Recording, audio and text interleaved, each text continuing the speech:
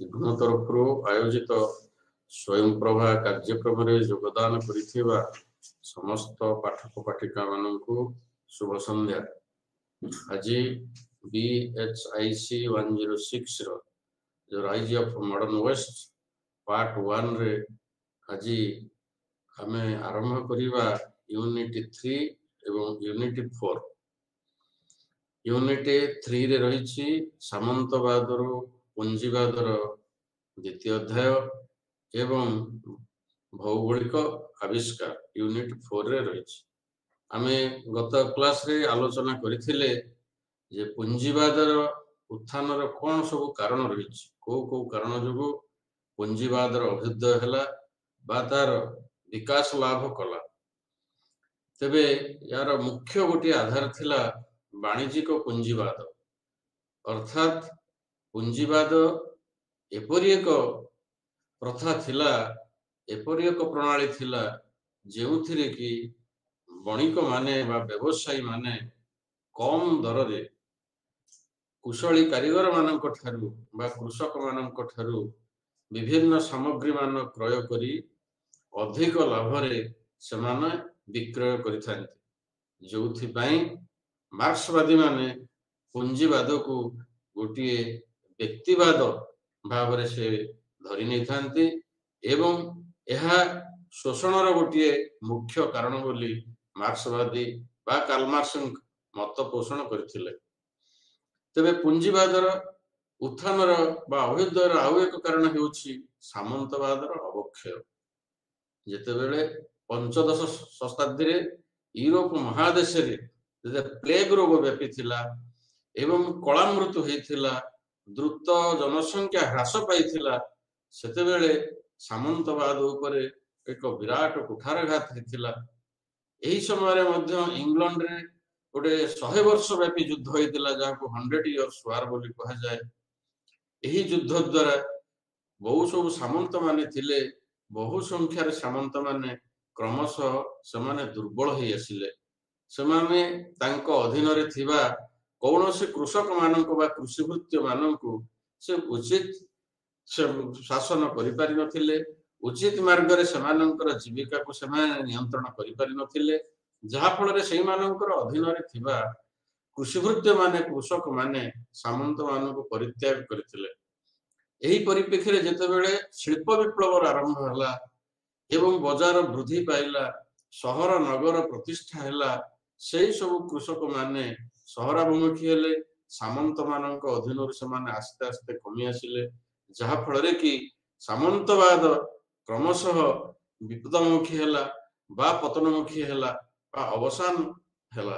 जेतेबेले सामंतवादर अवसान हला, एही समय रे जो सब व्यवसायी माने सेमाने सेमानंकर कार्यक्रम शहर और नगर रे सेमाने आरंभ करिथिले, प्रसार करिथिले, सेही थरु पुंजीवादर सृष्टि हला। एवं पुंजीवाद एमिति एक व्यवस्था थिला जहा थिला शिल्प विप्लवर गोटे विराट प्रभाव। जेतेबेले शिल्प विप्लव हेतिला अर्थात शिल्पानुष्ठान प्रतियोगिता हेतिला, जो अधिक मात्रा रे शिल्पानुष्ठान गुड़िक प्रतिष्ठा लाभ कला एवं शिल्पानुष्ठान रे जेउ सब श्रमिक माने श्रमदान करिथिले सेही माने ही थिले सामंत मानक अधीन रे, से सब कृषक थिले, कृषिभृत्य थिले, जे माने श्रमदान करिया पई सामंतक पाखरे न रही सहराभिमुखी हेले एवं शहर रे से माने कल कारखाना रे कार्यरत रही श्रमदान कले, जहा फल रे सामंतवाद लोप पाइला एवं पुंजीवादर उत्पत्ति हला। एही पुंजीवादर अभ्युदयर आउ एक कारण हला पुंजीवाद बा जाति राष्ट्र तत्वर विकास। यह गोटे बुर्जुआ श्रेणी वाणिज्यिक कारोबार क्षेत्र रे गोटे सृष्टि हला एवं एही राष्ट्र पुरातन सामंतवादी व्यवस्था को गोटे श्रम को मुक्त करी एक शिल्प भित्तिक मजूरी बाजार रे प्रवेश करिवा पई गोटे परिवेश अनुकूल सृष्टि कला, जहा फल रे कि पुंजीवादर उत्पत्ति हला बा पुंजीवादर उन्मेष हला। तेबे पुंजीवाद पछरे मुख्यतः शिल्प विप्लवर प्रभाव अधिक रहिथिला। शिल्प विप्लव सामाजिक अर्थनैतिक संपर्क रे व्यापक परिवर्तन आनिथिला जार प्रभाव रे गोटे उपभोक्ता बजार सृष्टि हला कंचामाल सस्ता श्रम विस्तृत बजार लक्ष्य रे पुंजीवादर प्रसार विश्वर विभिन्न प्रांत को संप्रसारित होबाक लागिला जहा फल रे मध्य उपनिवेशवादर सृष्टि हला तबे जेम्स फल्चर पुंजीवाद संपर्क रे से एक तांको मत पोषण करिसंती से कहिसंती जे पुंजीवादर यात्रा को तीन गोटी पर्याय विभक्त कराइछि कोन कोन ना अष्टादश और आद्य 19 शताब्दी जो पुंजीवाद थिला ताकू गोटे विशृंखलित पुंजीवाद बा अराजकता पुंजीवाद बोली कहा जाउथिला काहे कि ना एही पर्याय रे राष्ट्रर मुख्य कार्य थिला वाणिज्यिक कारोबार क्षेत्र रे प्रतिबंधक गुडी को दूर करिबा ठीक सेमिति आउ गोटे पुंजीवादर नाम थिला व्यवस्थित और सुपरिचालित पुंजीवाद जहाकू इंग्लिश रे मैनेज्ड कैपिटलिज्म बोली कहा जायछि एही पर्यायर शिल्प प्रतिष्ठान गुडी का आकार वृद्धि हला एवं एहार परिचालन रे परिचालक मानकर भूमिका मध्यम वृद्धि पाइला तृतीय पर्याय जो पुंजीवाद थिला ताकू कहा गला पुनः बजारकृत पुंजीवाद बा रीमार्केटाइज्ड कैपिटलिज्म एहा तृतीय पर्यायर हेउछि पुंजीवाद एवं एही परिप्रेक्षी रे आंकी हुगले से मध्य तांकर मत देइछंती जे पुंजीवाद तीन श्रेणी रे विभक्त बा तीन पर्याय रे विभक्त गोटा को वाणिज्यिक पर्याय गोटा को उपनिवेशिक पर्याय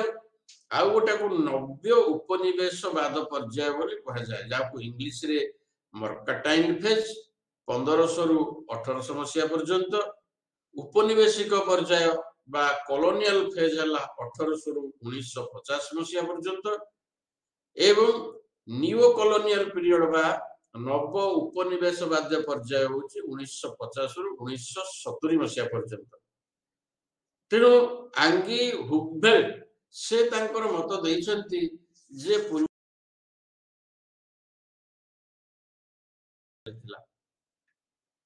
तेबे एही पुंजीवाद उत्थानर आउ एक कारण हला उत्तर साम्राज्यवाद जहाकू इंग्लिश रे पोस्ट इंपोरियलिज्म बोली कहा जाय एथिरे ऋण पृष्ठपोषकता माध्यम रे अर्थनैतिक उद्भूत को स्थानांतर करा जाय थाए साम्राज्यवाद समाजवाद पुंजीवाद रु जन्म बोली केतक अर्थशास्त्रविद माने मध्य एई परिप्रेक्षी रे मत पोषण करथि तेणु ए जो पुंजीवादर उत्थान बा पुंजीवादर जो उन्मेष हला या पछरे आहुरी अनेक कारण मध्य रहिछि अर्थात सामंतवाद गोटे मुक्त नगर हला बैंक व्यवस्थार प्रचलन हला एभली अनेक कारण जोगु पुंजीवाद क्रमशः संप्रसारित होबारे लागिला तले ये सिना थिला पुंजीवादर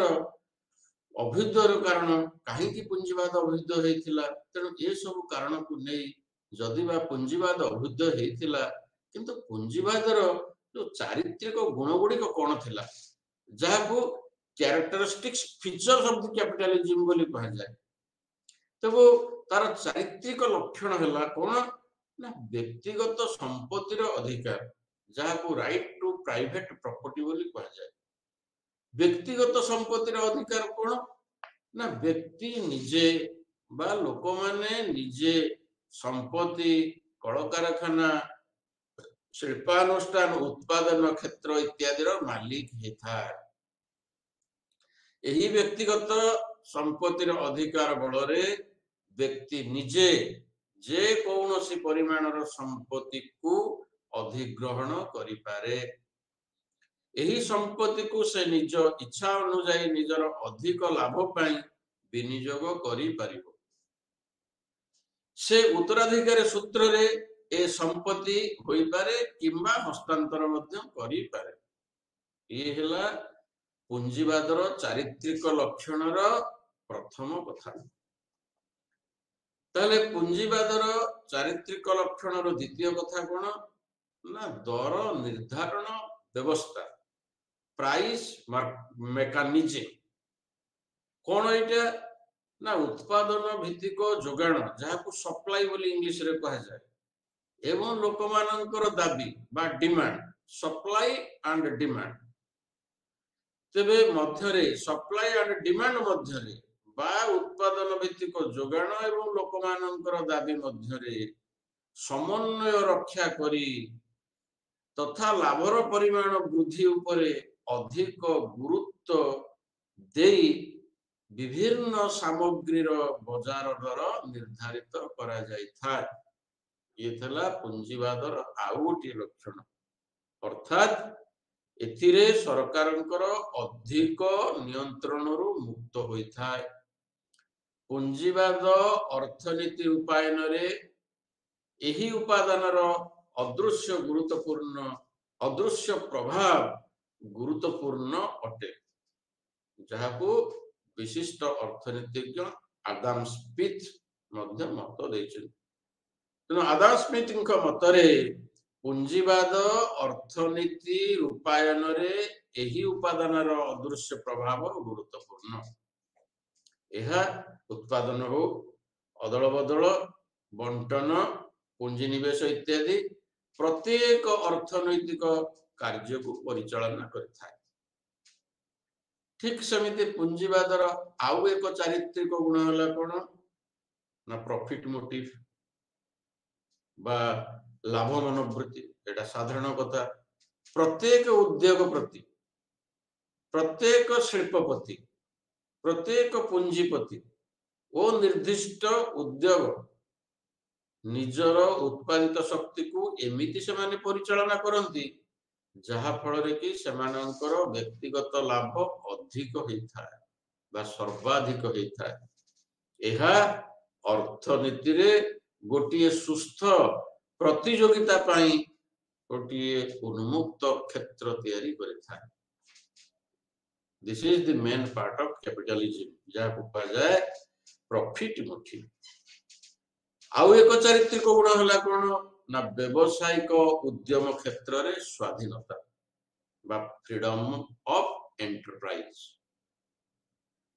अर्थात प्रत्येक लोक बा प्रत्येक व्यक्ति निजर अर्थनैतिक पसंद गुड़ी को स्थिर करने क्षेत्र रे कौनसी हस्तक्षेप को स्वीकृति दे नथांती एही स्वाधीनता उभय उपभोक्ता और उत्पादक गोष्ठी माननकु मध्य मिलिथाय उत्पादन करुथिबा गोष्ठी जे कौनसी द्रव्य बा सेवा उत्पादन करिवार स्वाधीनता उपभोग करुथिला बेले उपभोक्ता प्रतियोगिता मूलक मुक्त बाजार रु जे कौनसी द्रव्य जे कौनसी संस्था ठारू क्रय करिवार स्वाधीनता प्राप्त होइथाय जाहाकू फ्रीडम ऑफ एंटरप्राइज बोली कहा जाए आउ एक चारित्रिक लक्षण है पुंजीवादर कौन ना प्रतियोगिता ओ प्रतियोगिता रे सहवास्थान बा को existence of competition and cooperation इटा कौन पुणी ना उद्योगी माने परस्पर मध्यरे प्रतियोगिता करी निजको लाभ को निजस्व लाभ को सर्वाधिक करने को उद्यम करिथांती उपभोक्ता माने सुस्थ प्रतियोगिता करी द्रव्य और सेवा क्रय करिथांती श्रमिक और यांत्रिक व्यवस्था मध्यरे एठारे मध्य प्रतियोगिता आसे एही प्रतियोगिता भितरे प्रत्येकंक मध्यरे सहयोगिता न रहिले आर्थिक व्यवस्थार सुचारू परिचालना संभव होई नथाए एहा थिला प्रतियोगिता और सहयोगितार सहवस्थान बा को existence of competition and cooperation so another characteristics हला आउ एक चारित्रिक लक्षण है उपभोक्तार सार्वभौमता कंज्यूमर्स सोवेरेंटी एक पुंजीवादी व्यवस्था रे उपभोक्तार सार्वभौमत्व प्रतिष्ठा होता है। उपभोक्तार दाबी और पसंद अनुजाई उत्पादन प्रक्रिया परिचालित हुए। उत्पादन करी माने अधिक लाभ पाइबा पाई सही द्रव्य प्रस्तुत करती जहा पाई बा जेउथि पाई उपभोक्तार दाबी अधिक होता है। तेबे ये थिला कंज्यूमर्स सोभरेनिटी अर्थात पूंजीवादी व्यवस्था रे बा ये कैपिटलिज्म सिस्टम रे उपभोक्तार बा कंज्यूमर सार्वभौमत्व रही था। आउ एक लक्षण है श्रेणी संघर्ष जहाँ क्लास कॉन्फ्लिक्ट बोली कहा जाए। तेबे यही व्यवस्था रे अर्थात पूंजीवाद व्यवस्था रे मालिक और श्रमिक धनी आउ गरीब श्रम एवं पुंजी ये भितर सदा बेले द्वंद्व कलह लागिकी रही था। तेणु कार्ल मार्क्स को मतरे मानव समाजर इतिहास श्रेणी संघर्षर इतिहास अटे। यही श्रेणी संघर्ष बा यही श्रेणी संघर्ष राजनैतिक व्यवस्थार जनमंगलकारी गणतांत्रिक पद्धति को विवरण करिथा। कौन ना ये श्रेणी संघर्ष अर्थात उद्योगपति श्रेणीर प्रकृति और भूमिका उपरे एंटायर बा समग्र अर्थनैतिक संगठन एवं राजनैतिक व्यवस्थार स्वरूप और गतिशीलता करिथा। तेणु यदि क्लास कॉन्फ्लिक्ट बा यही गुणटी पूंजीवादर गोटे प्रधान गुण। तेबे पूंजीवादर आमे अभ्युदय विषय तो जानिले पूंजीवादर तो चारित्रिक लक्षण गुड़िक आमे जानिले ताले पूंजीवादर कौन सब लाभांश रही पूंजीवादर सब उपकारिता कौन रही समाज रे तार कौन उपकार अच्छी जहाँ को मेरिट्स ऑफ कैपिटलिज्म बोली हमें कहिबा। तेबे कैपिटलिज्म रो मेरिट्स हैला जे प्रथमटी हैला कौन ना उपभोक्तार आवश्यकता बा इच्छा अनुसार उत्पादन। एक मुक्त बजार अर्थनीति रे उपभोक्ता बा कंज्यूमर रो आवश्यकता और इच्छा भित्तिरे उत्पादन करा जाय था। उपभोक्तार सर्वाधिक परितृप्ति हेउछि उद्योगपतिर लाभ को सर्वाधिक करि पारि था। ये थिला पूंजीवादर प्रथम उपकारिता।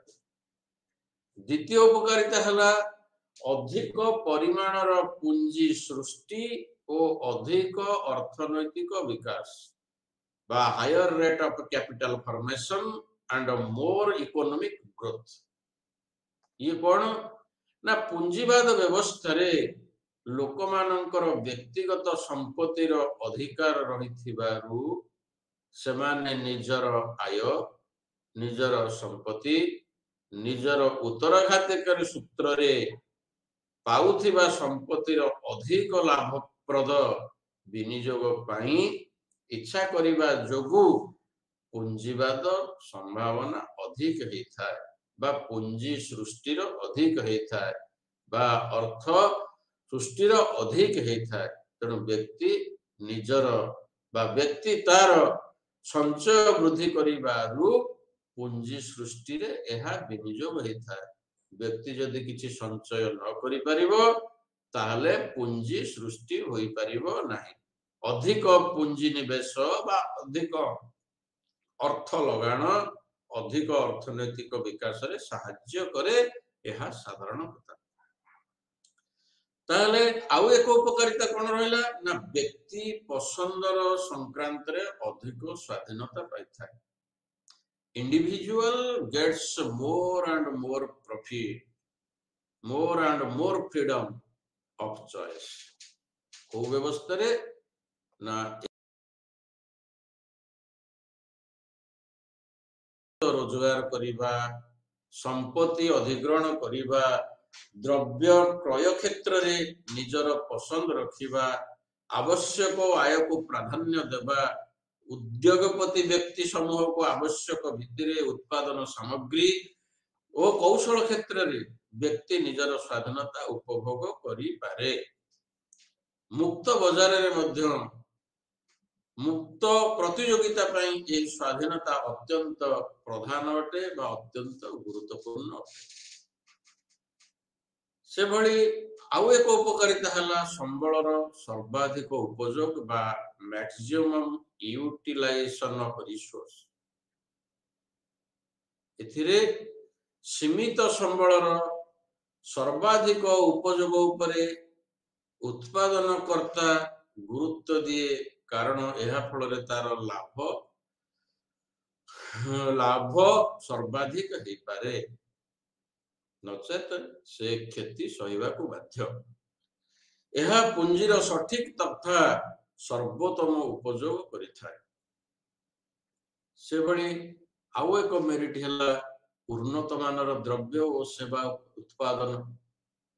तेणु मुक्त प्रतियोगिता कारण प्रत्येक उद्योगी कम दर रे अधिक गुणात्मक मानयुक्त द्रव्य और सेवा कारोबार बाजार रे उपभोक्तांकर पाई उपलब्ध कराई थांती, जहाको efficient production of goods and service बोली इंग्लिश रे कहा जाए बा इंग्लिश रे कहा जाए बा ओडिया रे कहा जाए उन्नत मानर द्रव्य और सेवार उत्पादन।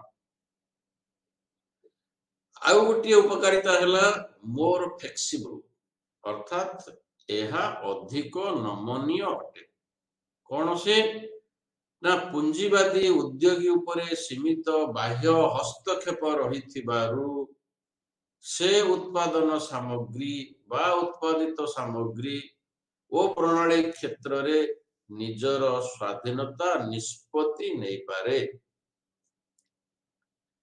परिवर्तित परिस्थिति बा उपभोक्तार पसंद और आवश्यकता रे परिवर्तन सहित उद्योगपति बा शिल्पपति बा मालिक जे कौनसी निष्पत्ति से नहीं पारे। आउ गोटे उपकारिता हला नूतन आविष्कार पई गवेषणा को प्रोत्साहन बा उत्साह। तेणु उत्पादन कर्ता बा उत्पादनर वृद्धि पाई शिल्पोद्योगी माने वैज्ञानिक ज्ञान कौशल आश्रय नहीं थांती। बिना यांत्रिक ज्ञान कौशल विज्ञान कौशल माध्यम उद्योग गुड़िक कदापि उन्नति हो पारिबो नहीं कि परिवर्तन हो पारिबो नहीं। जे भली आज सब उद्योग गुड़िक सब शिल्पानुष्ठान गुड़िक सब कल कारखाना गुड़िक आज कंप्यूटराइज हो जाइए। तेणु यही पुंजीवाद क्षेत्र रे प्रत्येक उद्योगी माने तांकर शिल्पानुष्ठान रे सेमानंकर ज्ञान नूतन ज्ञान कौशल को वैज्ञानिक मानकर नूतन ज्ञान कौशल को प्रयोग करी शिल्पानुष्ठान को संप्रसारण करिवा पई उद्यम करिथांती। तेबे जदिबा पुंजीवादर ये सब उपकारिता मान रहिछि तथापि मध्य ता पाखरे अनेक अपकारिता अछि। कौन सब अपकारिता ना ए पुंजीवाद रे बा एभली एक व्यवस्था रे संपत्ति और आयर बंटन रे गोटे असमानता देखा जाय था, अर्थात inequality of distribution of wealth and income गोटे असमानता प्रदर्शन ये व्यवस्था रे रही था। कौन से असमानता ना व्यक्तिगत संपत्ति व्यवस्था समाजर बा परिवेशर विभिन्न श्रेणी मध्य संपत्ति और आयर बंटन रे गोटे विराट असमानता सृष्टि होता। कौन से असमानता ना अधिक संपत्ति और आयकर गोष्ठी निजर प्राधान्य को विस्तार करी सामाजिक और राजनैतिक व्यवस्था को से प्रभावित करिथा। अर्थर विनियोग अर्थर अधिक आगमन पाई गोटे स्वतंत्र बाट से तैयारी करिथा, जहा फल धनी और गरीब भली दुईटी श्रेणी को यही सृष्टि करे। अर्थात जातीय आय धनी श्रेणी अधिक भाग रही था, गरीब श्रेणी अधिक शेयर सेठी न थाए बा से समाज रे न थाए। एभली गोटे असमानता ए पुंजीवाद सृष्टि करिछि। तारपरे आउ एक अपकारिता कोन ना गोटे श्रेणी संघर्ष जाको कि क्लास स्ट्रगल बोली कहा जाए। अर्थात यही पुंजीवाद समाज रे धनी गरीब मालिक श्रमिक भितर गोटे उत्पादन को भित्ति करी सेमानंक मध्यरे गोटे संघर्ष रही था। मालिक एवं मजूरी प्राप्त श्रमिक मध्यरे श्रेणी संघर्ष सदाबेले लगी रहिला। यही संघर्ष गोटे सुसमाज को नष्ट करिबारे मुख्य भूमिका ग्रहण कला। तेणु जे पर्यंत समाज रे श्रेणी रही पर्यंत शोषण करने लक्ष्य यह संघर्ष जारी रहिबो बोली विश्वास है।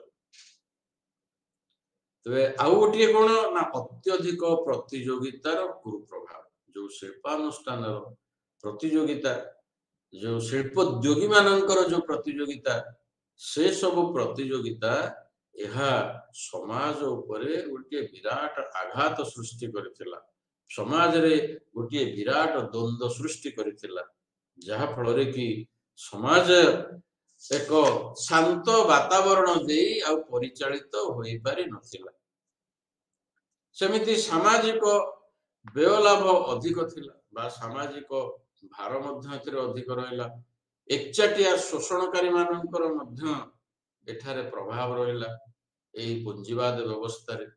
तेणु ए सबु विभिन्न कारण को नहीं पुंजीवादर जदिबा उपकारिता थिला मध्य अनेक अपकारिता थिला। तेणु कार्ल मार्क्स कहिसंती जे पुंजीवाद श्रमशक्ति को शोषण और उत्पीड़न करिथाय। अर्थात मानव जातिर सबुठारु बड़ शत्रु हेउछि पुंजीवाद। यह थिला कार्ल मार्क्सଙ୍କର मत। तेबे आधुनिक राष्ट्र सर्वनिम्न स्वास्थ्य शिक्षा प्रतिपोषण सुविधा प्रदान न कले मौलिक मानविक अधिकार उल्लंघन तीव्र हेबो बोली आउ जणे मध्य दार्शनिक मत देछंती से हेले इवो मोरलस। तेबे पुंजीवादी राष्ट्र मानकरे गणतंत्र संख्याधिक लोकंक पई प्रकृत गणतंत्र नह बरं संख्या लघुंक पई करुथिबा बुर्जुआ गणतंत्र अटे। ताहले साम्यवाद बा मार्क्सिज्म थ्योरी अनुसार यही पुंजीवाद हेउछि मानव जातिर सबुठारु गोटे बड़ शत्रु। हेले मध्य जेते बेले ए पुंजीवाद प्रतिष्ठा हला बा पुंजीवादर प्रसारण हला सेते बेले अनेक श्रमिक माने नियुक्ति पाइथिले, अनेक सहर गुड़िक सृष्टि हेतिला, अनेक बजार मान सृष्टि हेतिला, ताकू धरी रास्ता घाट मध्य निर्माण करा जायथिला, कम्युनिकेशन रे परिवर्तन करा जायथिला।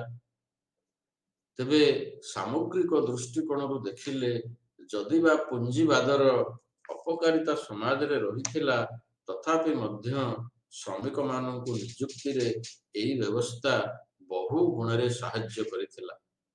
तेणु पुंजीवाद एमिति एक अर्थनैतिक व्यवस्था को सूचित करुथिला जहा व्यक्तिगत और आईन द्वारा गठित गोष्ठी द्वारा उत्पादित माध्यम गुड़िकर मालिकाना सह व्यक्तिगत निष्पत्ति बल अधिक लाभ लक्ष्य रे उत्पादन और बंटन को नियंत्रण करुथिला बा संपादन करुथिला।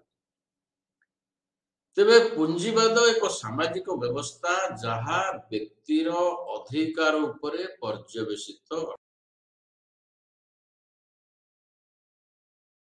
बा लेजेस फेयर स्वाधीनता को सुनिश्चित करुथिबा एक राजनैतिक व्यवस्था अटे। लेजिस्फेयर कौन ना व्यक्तिवादी।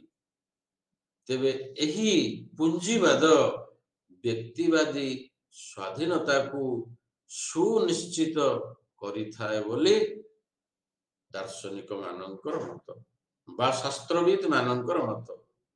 तेबे कालमार्क्सଙ୍କ परि साम्यवादଙ୍କ मतरे पुंजीवाद शासक बुर्जुआ श्रेणीर आदर्शवाद अटे। ये थिला पुंजीवाद।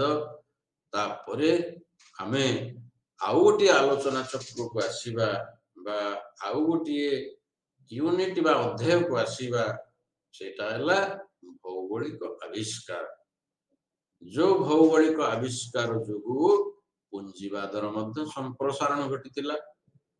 गोटे महादेश रु आउ एक महादेश को समानंकर पुंजी निवेश करा जायतिला।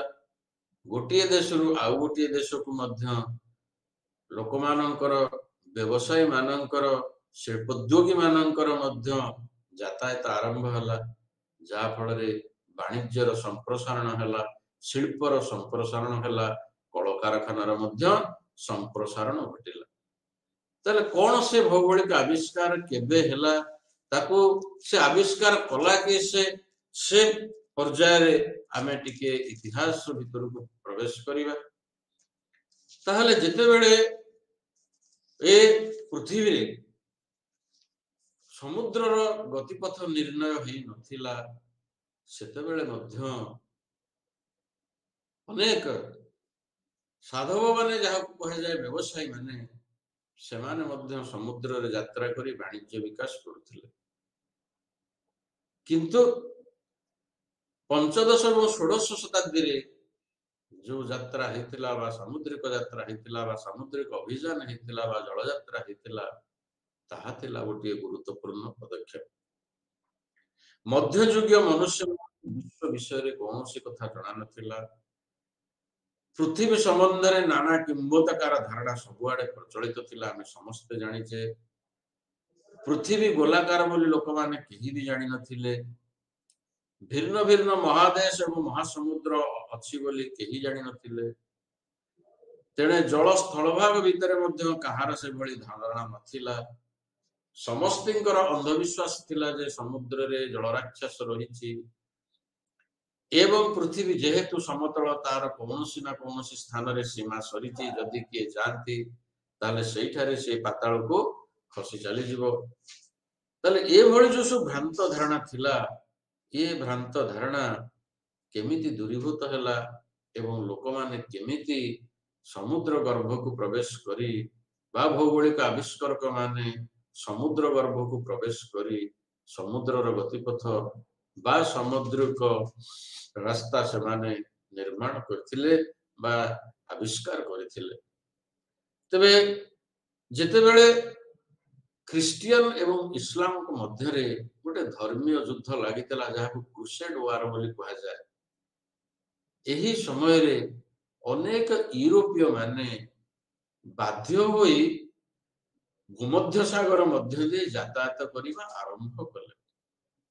कहीं ना से धर्म युद्ध तांको बाध्य करिथिला अन्य रास्ता रे उपनीत हवा पाए। जहा फल रे सेमाने एही युद्ध जोगु बाध्य होई भूमध्य सागर रे बारंबार यात्रा करिथिले एवं एही समय रे सेही सब स्थान मानकरे बहुत शहर बंदर वाणिज्य केंद्र गुड़िक आस्ते आस्ते आस्ते आस्ते स्थापित हैला एवं समुद्र भीतर को प्रवेश करिवार जो भय ताहा क्रमशः दूरीभूत हैला जदि को एक समय रे दूरीभूत हेई नथिला।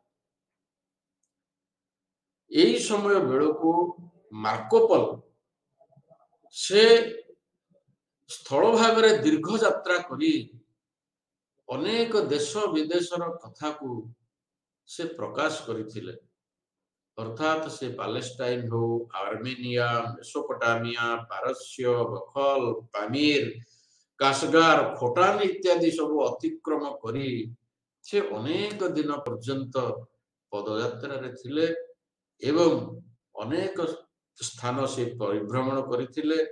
अनेक स्थान रे अनेक कथा अर्थात ପାହାଡ଼ ପର୍ବତ ବଣ ଜଙ୍ଗଲ ପଶୁ ପକ୍ଷୀ କୀଟ ପତଙ୍ଗ ଏ ବିଷୟରେ ସେ ଅନେକ ଧାରଣା ସେ ପାଇଥିଲେ। ସେ ଅନେକ ଅଭିଜ୍ଞତାର ମଧ୍ୟ ଅଧିକାର ହେଇପାରିଥିଲେ। ଶେଷରେ ତାଙ୍କର ଏସବୁ ଭ୍ରମଣ କାହାଣୀକୁ ମଧ୍ୟ ସେ ଲେଖିଥିଲେ। ଯୋଉ ସବୁ ଭ୍ରମଣ କାହାଣୀ ମାର୍କୋପୋଲୋଙ୍କର ଭବିଷ୍ୟତ ନାବିକ ମାନଙ୍କ ଉପରେ ଗୋଟେ ବିରାଟ ପ୍ରଭାବ ଆଣିଥିଲା। ଏହି ସମୟ ମଧ୍ୟରେ ମେରାଇନ କମ୍ପାସ ବା ଦିଗବାଣୀ ଯନ୍ତ୍ରର ମଧ୍ୟ ନୂଆ ନୂଆ କରି ସୃଷ୍ଟି ହେଉଥାଏ ବା ଆବିଷ୍କାର ହେଉଥାଏ। ଯୋଉ ଦିଗ ନିର୍ଣ୍ଣୟ ଯନ୍ତ୍ର ବିଶେଷ ଭାବରେ ଆମର ଜାହାଜ ଚାଳନାକୁ ସାହାଯ୍ୟ କରିଥାଏ। ତେଣୁ ଏହି ପରିପ୍ରେକ୍ଷୀରେ ଆବିଷ୍କାର ପାଇଁ ଉଦ୍ୟମ ଚାଲିଥାଏ। ସେହି ସମୟରେ ପର୍ତ୍ତୁଗାଲର ନାବିକ ବା ପର୍ତ୍ତୁଗାଲର ସେତେବେଳେ ଯେ ରାଜା ଥିଲେ ହେନେରୀ, ସେ ଏହି ସମୁଦ୍ର ବିଷୟରେ ଜ୍ଞାନ ଆହରଣ ପାଇଁ ତାଙ୍କର ଗୋଟେ ମନରେ ବହୁତ ଆଗ୍ରହ ଆସିଥିଲା। ସେ ହେନେରୀ ନିଜେ ସମୁଦ୍ର ଯାତ୍ରା ପାଇଁ ବ୍ୟକ୍ତିଗତ ଭାବରେ ଲୋକଙ୍କ ମନରେ ଗୋଟେ ଉନ୍ମାଦନା ସୃଷ୍ଟି କରୁଥାନ୍ତି।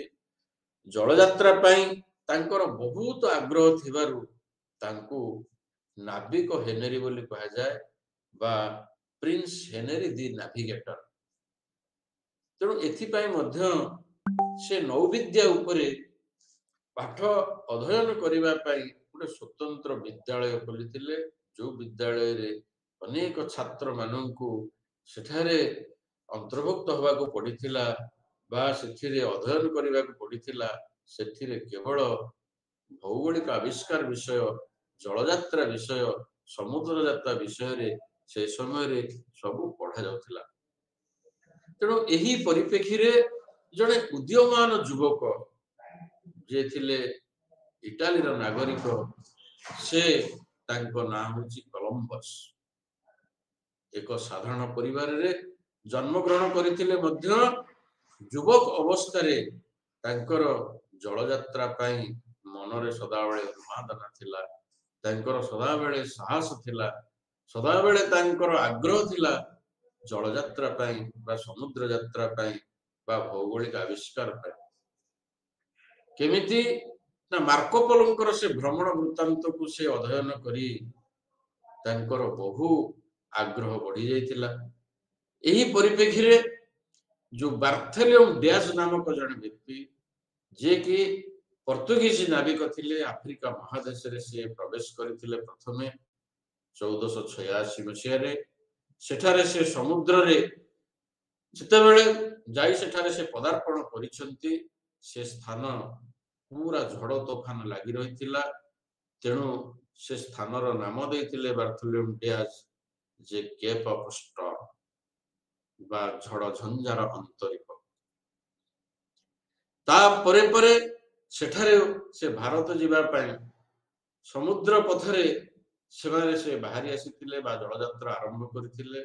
ଯାହା ଫଳରେ କି ସେ ସ୍ଥାନରେ ସେ ପହଞ୍ଚିବା ପରେ ତାଙ୍କର ଆଶା ଉତ୍ତମ ହେଇଥିବାରୁ ସେ ସ୍ଥାନକୁ ସେ ଉତ୍ତମ ଆଶାର ଅନ୍ତରୀପ ବୋଲି ମଧ୍ୟ କହିଥିଲେ, ଯାହାକୁ କେପ୍ ଅଫ ଗୁଡ୍ ହୋପ୍ ବୋଲି ଦର୍ଶାଇଥିଲେ।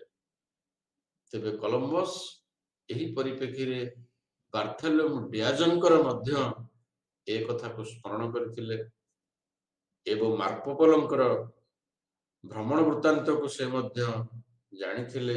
ଏହା ପରେ ସେ ଜଳଯାତ୍ରା ପାଇଁ ଆଗଭର ହେଲେ। ଜଳଯାତ୍ରା କରିବା ପାଇଁ ସମୁଦ୍ରରେ ପଥ ନିର୍ଣ୍ଣୟ କରିବା ପାଇଁ ସେ ଆଗଭର ହେଲେ ମଧ୍ୟ ଆର୍ଥିକ ଦୁର୍ବଳତା ଥିଲା, ତାଙ୍କର ଆର୍ଥିକ ସମ୍ବଳ ନଥିଲା। ସେଥିପାଇଁ ସେ ପ୍ରଥମେ ପର୍ତ୍ତୁଗାଲର ରାଜା ହେନେରୀଙ୍କର ଦ୍ୱାରସ୍ଥ ହୋଇଥିଲେ, ସାହାଯ୍ୟ ମାଗିଥିଲେ।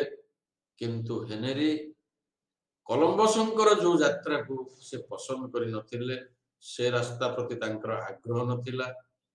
ତେଣୁ କଲମ୍ବସ୍ ଯୋଉ ଏକ ଉଚ୍ଚ ଆଶା ନେଇ ଜଣେ ସୁଫଳ ନାବିକଙ୍କ ପାଖରେ ବା ଯିଏ ଏହି ସମୁଦ୍ର ଯାତ୍ରା ପାଇଁ ଯାହାର ମନରେ ଉନ୍ମାଦନା ଥିଲା, ତାଙ୍କ ପାଖରୁ ଯିଏ ହତାଶ ହେବେ ଏ କଥା ତାଙ୍କ ମନରେ ବି ନଥିଲା। କିନ୍ତୁ ତାଙ୍କ ପାଖରୁ ସେ ହତାଶ ହେଲେ, ଆର୍ଥିକ ସହଯୋଗ ମିଳିଲା ନାହିଁ।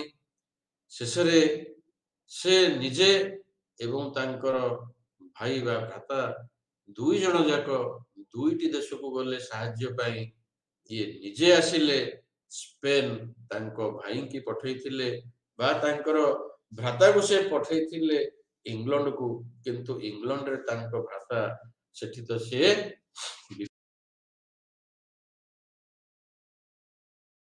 स्पेन रो सम्राट फर्डिनांड को निकट रे फर्डिनांड ए कथा सुनी अत्यधिक आश्चर्य जाइथिले एवं फर्डिनांड एथिपाई तांको साहाय्य करिथिले तांकर रानी महारानी इसाबेला मध्य एथिपाई तांकर बहुत उन्मादना थिला आग्रह थिला किंतु हठात तांको साहाय्य करि परिबे नाही बोली से कहिथिले एथिपाई जे सेठार सेतिबेल गोटे युद्ध चलिथिला ता परे परे फर्डिनांड एवं इसाबेला तांको साहाय्य करिथिले जहा फल रे कि तीनोटी जहाज साहाय्य रे कोलंबस तांकर सामुद्रिक यात्रा बा जलपथ आविष्कार पर यात्रा आरंभ कले कोलंबस तांकर अनुचर बा तांकर बंधु मानक सहित तीनोटी जहाज नहीं चलिले जो जहाजर ना थिला सांता मेरिया पिंटा एवं नीना तीनोटी जहाज रे साहाय्य रे से कोलंबस 1492 ख्रीष्टाब्द रे तांकर जलयात्रा आविष्कार पई आरंभ होला अनेक दिन चली गला पछे कोलंबस एक निर्दिष्ट स्थान रे उपनीत होई पारि नथिले समुद्र गर्भरे तांकर अनुगामी माने तांको ऊपर विश्वास मध्य तुटै दैथिले अधैर्य होई पड़िथिले कोलंबस ऊपर विरक्ति भाव मध्य आनिथिले तथापि मध्य धैर्यर सहित कोलंबस सेमानक आश्वासना दे चलीथिले आमे निश्चित भाव रे निर्दिष्ट स्थान रे आमे उपनीत हवा एथिरे धैर्यच्युत हबार नाही तेबे कोलंबसंकर से धैर्य तथा अनेक दिन धरि चलीथिले मध्य से विरक्ति निजे विरक्ति न होई तांको अनुचरक ऊपर विरक्ति न होई से आगे चलीथिले तांको कार्य रे एवं अनेक दिन परे से जेउ स्थान रे उपनीत हेथिले से स्थानटी प्रकृत रे कोन थिला ताहा जानि पारि नथिले सेतेबेळକୁ से आटलांटिक महासागर मध्य अतिक्रम करि सारिथिले नूतन भूमि रे जो पदार्पण करिथिले तांको मनरे थिला बोधुए एटा बाहामा द्वीपपुंज से बाहामा द्वीपपुंज रे से अवतरण करिसंती बा पाद देइसंती कोलंबस ए सब द्वीपपुंज को मध्य भारतीय द्वीपपुंज बा इंडीज बोली भाबिथिले एवं तार परे परे से सेठारु चली आसीथिले से प्रत्यावर्तन कला परे पुणी सेही स्थान को आहुरी दुई थर कोलंबस जाइथिले मध्य प्रकृत रे से स्थानटी कोन से ताको जानि पारि नथिले सेठारे स्पेन देशर पताका उड़ैथिले मध्य सेठारे पदार्पण करिथिले मध्य से प्रकृत स्थानर नामकरण से करि पारि नथिले एवं 1506 ख्रीष्टाब्द रे तांकर मृत्युवरण हेतिला एहा परे किछि काल परे अमेरिगो वेस्पियो नामक जणे अमेरिगो वेस्टिगो नामक जणे इटालियो नाविक जेते बेले सेठारे पदार्पण करिथिले से जानि पारिथिले जे एठारे आगुरु कोनोसी जणे नाविकंकर पदार्पण होईछि एवं से स्थान रे से दीर्घ काल बुली से फेरि आसीथिले एवं तांकरी नाम अनुसार से महादेशर नाम हला उत्तर अमेरिका एवं दक्षिण अमेरिका तबे कोलंबसंकर जो भारत प्राच्य भूमि की जलपथ आविष्कार करने को चाहिए किंतु ताहा बा तांकर यात्रा फल एक सुविशाल भूभाग आविष्कृत होइथिला से किंतु जानि पारि नथिले एहा परे आउ जने पोर्तुगाल नाविक भास्को डा गामा जे कि जलपथ आविष्कार करिया पई से मध्य आगभर होइथिले से एहा पूर्व नाविक मानकर विवरणी लिखि विवरणी जानिथिले विवरणी पाठ करिथिले ताको अनुध्यान करिथिले ताको अध्ययन करिथिले एवं से तांकर जलयात्रा बा समुद्र अभियान आरंभ करिया पई से चेष्टा कले एवं 1497 ख्रीष्टाब्द रे से चारोटी जहाज रे तांकर प्रदक्षिण बा तांकर समुद्र यात्रा को से आरंभ करथिले से अनेक स्थान देई बा जो स्थान से बाहरी थिले उत्तमा अंतरिक प्रदक्षिण करथिले सेठारु से जांजीबार अभिमुखे तांकर तरी को चालना करथिले तापरे जने अरब नाविक साहाय्य से भारत सागर भेद करी आगे चली 1498 ख्रीष्टाब्द दक्षिण भारतर मालबर उपकूल कालिकट नामक स्थान से प्रथमे पदार्पण कले एवं भारत को जलपथ आविष्कार करथिले बोली भास्को डा गामा जना पड़िला। यूरोप एवं एशियार इतिहास रे गोटे ए घटना जुगंताकारी परिवर्तन आनिथिला जो भास्को डा गामांकर ये जलपथ आविष्कार। कालिकोट ठारे जेतेबेले जामोरिन उपाधिकारी जने हिंदू राजा राजत्व करुथिले जेतेबेले से बहुत दूर आसीथिबा विदेशी बणिक माननकु दया प्रदर्शन हेतिले एवं सेमानकु निज राज्य रे वाणिज्य पय मध्य अनुमति देथिले किंतु भास्को डा गामांको कृतित्व प्राच्य खंड रे प्रथमे यूरोपीय वाणिज्यर ओपरे साम्राज्यवादर मूलभित्ति स्थापन करिथिला। आउ जने से भली नाविक हले मैगलेन जे कि तांकर पांच खंड तरी बा पांचटी जहाज साहाय्य रे से तांकर जल यात्रा आरंभ करिवा को चेष्टा कले। मैगलेन थिले से मध्य पोर्तुगाल रो जने नाविक जे कि 1480 ख्रीष्टाब्द रे से जन्म ग्रहण करिथिले एवं स्पेन देश रे बा 1519 ख्रीष्टाब्द रे मैगलेन स्पेन देशर सेविल नामक स्थान रु तांकर जल यात्रा आरंभ कले। अटलांटिक महासागर अतिक्रम करी दक्षिण अमेरिकार दक्षिण सीमा रे उपस्थित हेले सेठारे थिबा विभिन्न प्रणाली माध्यम रे तरी चलई से सर्वप्रथमे यूरोपीय रूपे एक नूतन महासागर रे प्रवेश कले एवं से महासागर रे प्रवेश करथिले ताहा थिला प्रशांत महासागर। सेठारु से दीर्घ 90 दिन 89 दिन पर्यंत गोटे संकटपूर्ण व भयानक जल यात्रा करथिले। ए समय रे दीर्घ दिन चली जाइथिले मध्य कौनसी स्थान रे से उपनीत हे पारि नथिले एवं से समुद्र गर्भ रे अनेक तांकर अनुगामी माननको मध्य से हराइथिले कारण दीर्घ दिन धरी समुद्र मध्य रे घुरी बोलिबा द्वारा सेमानଙ୍କ पाखरे रहिथिबा आवश्यक खाद्य द्रव्य आवश्यक पानीय द्रव्य आवश्यक पानीय प्रभृति सब गुडी को आस्ते आस्ते शेष हो जाइथिला। से माने समस्त निराश हो जाइथिले अनेक मध्य मृत्युवरण करिथिले एवं से सब तरी रे रहिथिबा विभिन्न जीवजंतु माननको मध्य मारी खाइबा द्वारा सेमानଙ୍କ मध्य रे प्लेग भली भयंकर रोग देखा देथिला।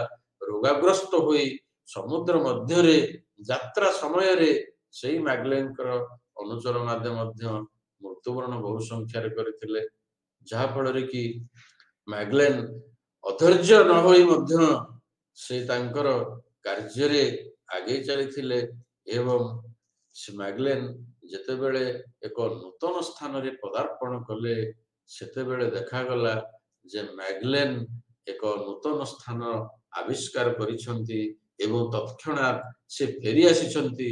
फेरिला बेलकू तांको पाखरे मात्र आउ अछंती 280 जनक मध्यरु मात्र 22 जन तांकर अनुगामी आउ 5टी जहाज मध्यरु मात्र रहिছে आउ गोटिए जहाज। तेबे ए सब दुसाहसिक पदक्षेप नै ए विपदपूर्ण पदक्षेप नै समाने एते दूर जाई विभिन्न सागर महासागर अतिक्रम करी जो सब जल यात्रा आरंभ करथिले से जल यात्रा जोगु संभव हेतिला एही पुंजीवाद एही बजार सृष्टि मुक्ति बजार सृष्टि पुंजी निवेश ए सब गुडिक तारी जोगु ही संभव हेतिला। तेबे मैगलेन जो अभियान थिला पृथ्वीर भूगोल उपरे गोटे विराट आलोकपात करथिला जोथि द्वारा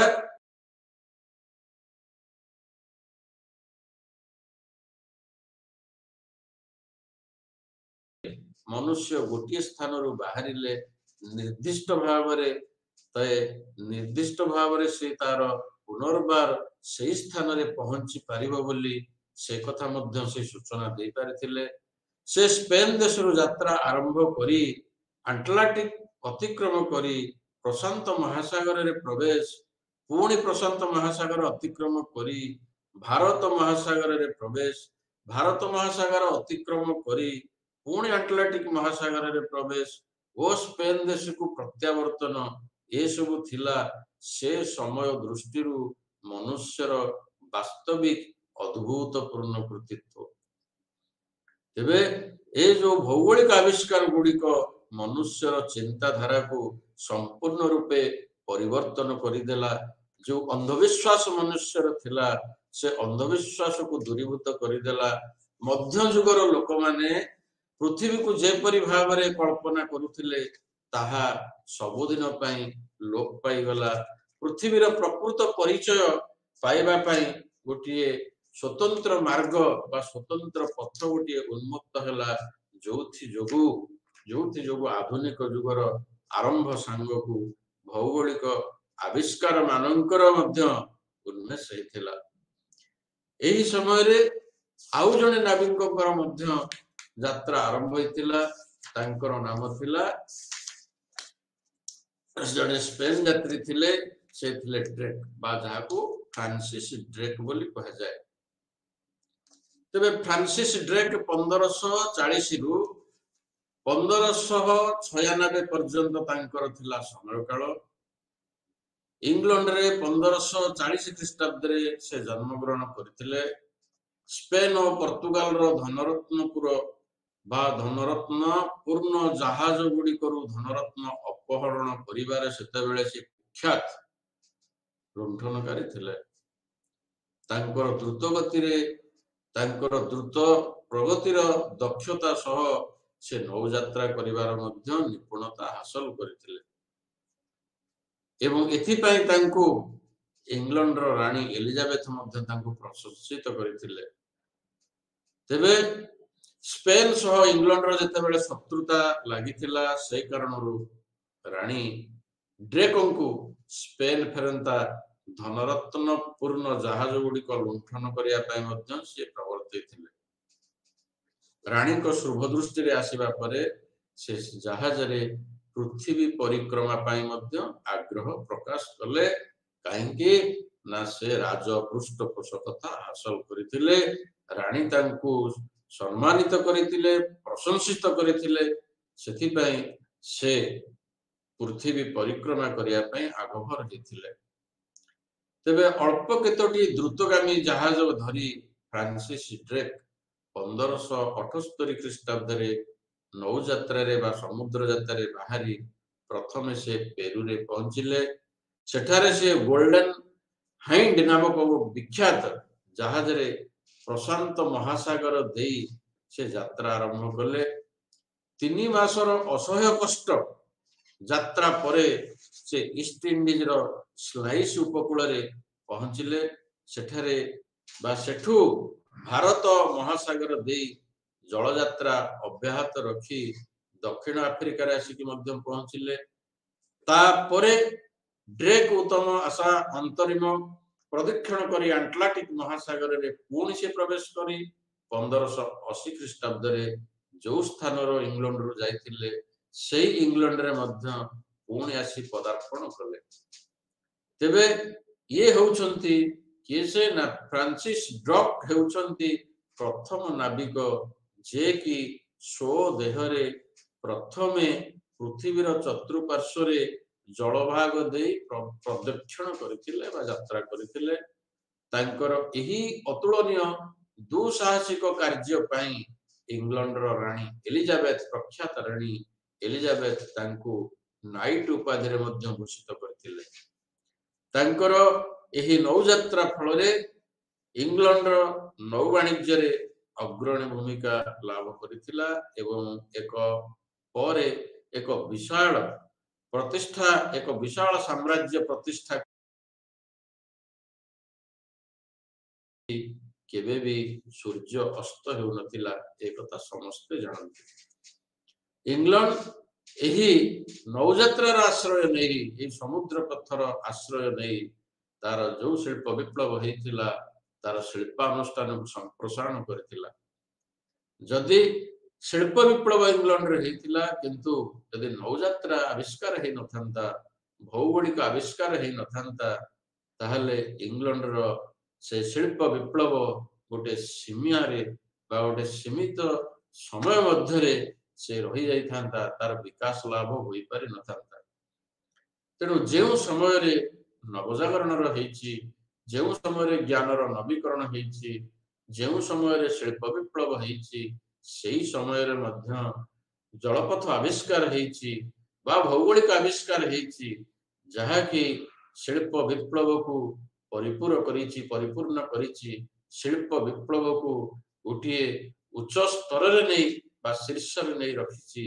एही जलयात्रा बा एही जलपथ आविष्कार तेबे मैगलेन होंतु भास्को डा गामा होंतु फ्रांसिस ड्रक होंतु बा कोलंबस होंतु एमानंकर भौगोलिक आविष्कार पाई जो अवदान ताहा प्रकृत रे प्रशंसनीय जदि भौगोलिक आविष्कार हे नथांता सी जो प्राचीन जगत बा जो पाश्चात्य जगतर जो उन्मेष हेछि यारी द्वारा संभव होइछि जे पाश्चात्य जगत मानकरे जहाँ सब उन्नति घटी शिल्प विप्लव माध्यम घटी शिल्पानुष्ठान प्रतियोगिता माध्यम घटी शिल्पानुष्ठान संप्रसारण माध्यम घटी जो पुंजीवाद उन्मेष होता जदि पुंजीवाद को मार्क्सिस्ट माने बिना दृष्टि देखी गोटे भिन्न स्वतंत्र श्रेणी सृष्टि करुँची तथापि पुंजीवाद बा पुंजी निवेश द्वारा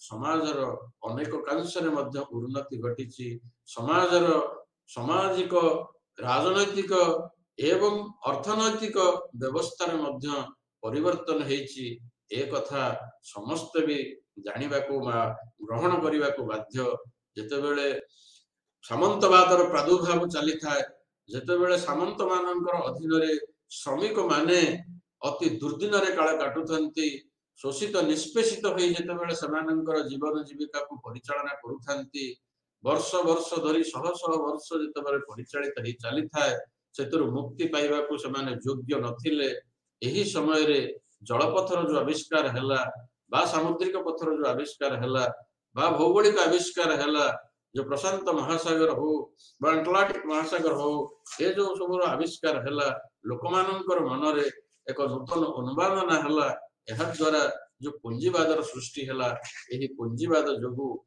कृषिभृत्य मानंकर बा कृषिभृत्य पथार अवसान हैला एवं श्रमिक मानंकर बा श्रमिक मान श्रेणीर उन्मेष हैला जदि बा शिल्पानुष्ठानर प्रगति जोगु बा शिल्पानुष्ठानर वृद्धि जोगु श्रमिक श्रेणीर उत्थान हेतिला श्रमिक मानक मध्यरे अनेक असंतोष देखा देइतिला जदि बा सेमानंकर असंतोषर बन्धीरु जदि बा श्रमिक विप्लव हेतिला किंतु ताहा श्रमिक मानंकर बा श्रमिक श्रेणी रे एक विराट परिवर्तन आनिथिला श्रमिक मानक पई उचित न्याय प्रदर्शन करिबा पई उचित विचार पई सेतेबेले अनेक नियम मध्य प्रणयन करा जाइथिला ता अर्थ नथिला जे श्रमिक श्रेणीर कृषिभृत्य मानक परि विलोप हेतिला श्रमिक मानकर अवसान हेतिला ता नहे सेमानंकर आस्ते आस्ते सेमानंकर उन्नति हेतिला सामाजिक क्षेत्र रे उन्नति हेतिला एवं राजनीतिक क्षेत्र रे उन्नति हेतिला सेमानंकर सांस्कृतिक क्षेत्र रे मध्य उन्नति हेतिला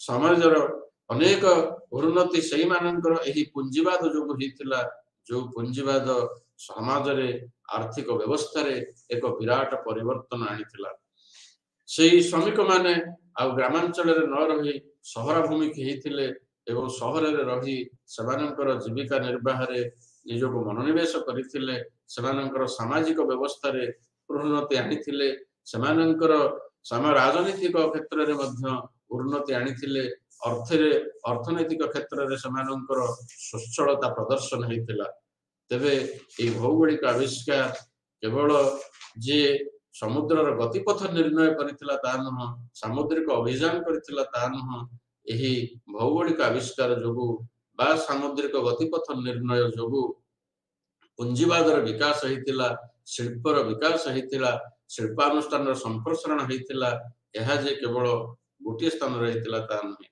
ତେବେ ଆଜି ତ ସମୟ ହେଇଯାଇଛି, ଆଗାମୀ ଅଧ୍ୟାୟରେ ଆମେ ୟୁନିଟ୍ 5 ଆଲୋଚନା କରିବା। ସମସ୍ତଙ୍କୁ ନମସ୍କାର।